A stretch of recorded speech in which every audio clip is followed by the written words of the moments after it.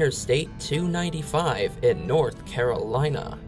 Yeah. Alright, today we're going to be taking a look at one of the many I-295s in the country, and this one is in North Carolina. And this road, at the time of recording, is still under construction to the southern interchange of I-95, and we're going to see what the progress is, sort of like, in this video. Here's a look at the map. As you can see, the road is half of a loop around Fayetteville, and when it is completed, it will connect I-95 at both ends. You're watching the Xavier 456, where new highway content comes out every week. This is NCDOT Provincial Lovin. If you like this kind of content, then go ahead and smash that like button. And if you really like it, then go ahead and smash that subscribe button and turn on those notifications.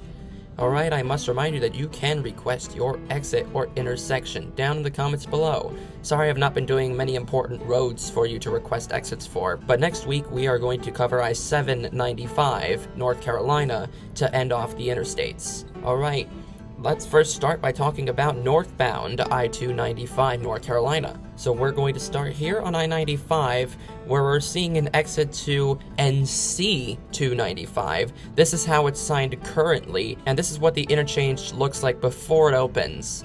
And as you can see, 295 North is getting signed for Fort Liberty and Pope AAF, and 95 North is getting signed for Fayetteville. Nah, 95 does not go to Fayetteville either.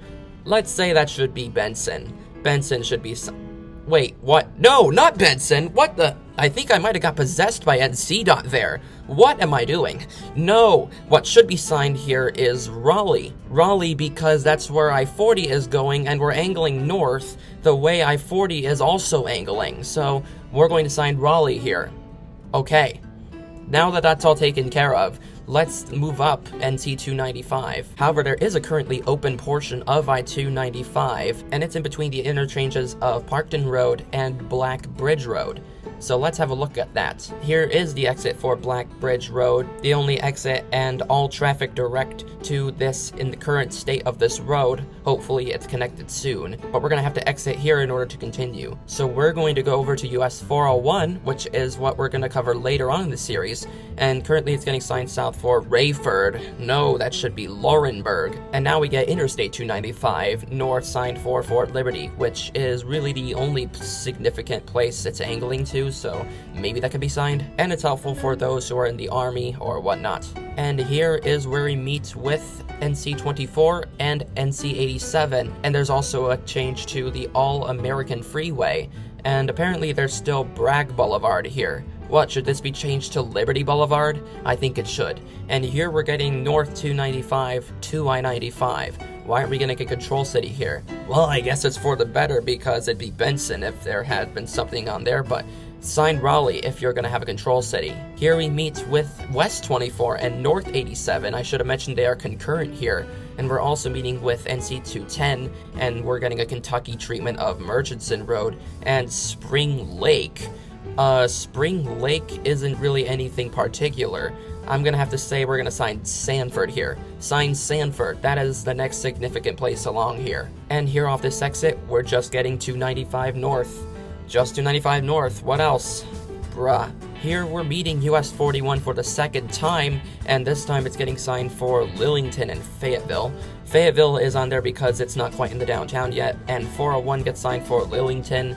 I mean, there's a few interchanges there, but the better choice would be Raleigh, and here's what it looks like on North 401 signed for Lillington rather than Raleigh. And we're getting North 295 to I-95 and US 13 here. And here is the ending of 295, its northern ending, and it turns into US 13 North for Newton Grove and Goldsboro. And we're signed 95 for Benson and Lumberton. What are you doing, NCDOT? Absolutely not. Sign Florence or something like that, but Raleigh. Raleigh! And now let's turn around and talk about southbound I-295 in North Carolina. So we're going to start on I-95 heading south, and we can see Newton Grove and Fort Liberty. Newton Grove is signed for 13, and that's not significant really. There's a lot of state routes in Newton Grove, but you were signing Goldsboro earlier, so you should have Goldsboro on there. and Fort Liberty is signed for 295, and that could be okay. And here we're meeting US 401, which gets signed for Lillington and Fayetteville. Lillington's not that significant. You should be signing Raleigh and Fayetteville. And here we're meeting the 24 and 87 concurrency, along with 210 for Murchison Road and Spring Lake, as opposed to Sanford. And East 24 and South 87 for Bragg Boulevard. That should be Liberty Boulevard soon, hopefully.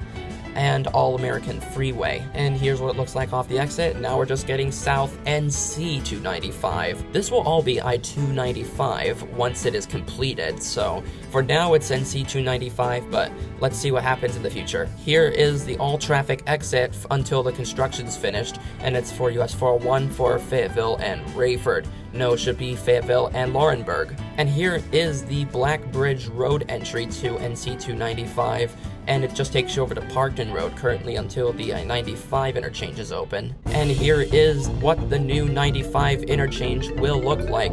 And NCDOT in the present day is still signing Benson and Lumberton. Why are you still doing all this stupid stuff? No, you're riling me up so hard that I can just...